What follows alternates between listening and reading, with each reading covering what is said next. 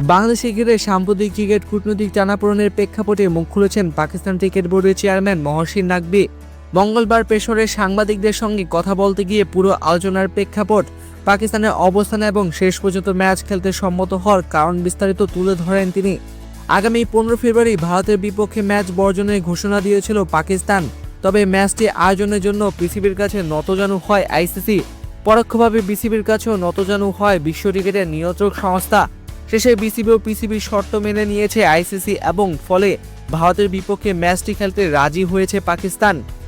ঘটনা প্রবাহের ব্যাখ্যা দিতে গিয়ে নাকভি জোর দিয়ে বলেন, আলোচনার টেবিলে পাকিস্তানের পক্ষ থেকে বাংলাদেশ ছাড়া অন্য কোনো ইস্যু ছিল না।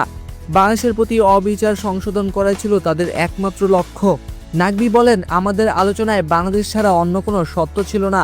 আমাদের একমাত্র লক্ষ্য ছিল বাংলাদেশকে কিছুটা সম্মান এনে দেওয়া, তাদের প্রতি যে অবিচার হয়েছিল তা সংশোধন করা।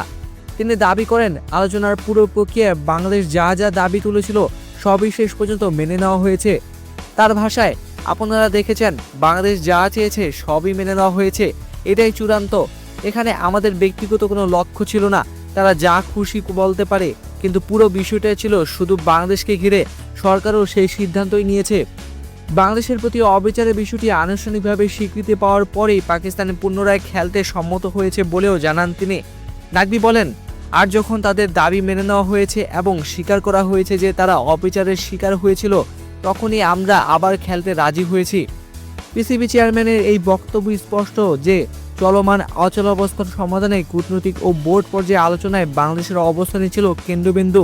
একই সঙ্গে পাকিস্তানের সিদ্ধান্তকে তিনি বাংলাদেশের প্রতি সম্মান প্রদর্শন হিসেবে উপস্থাপন করেছেন।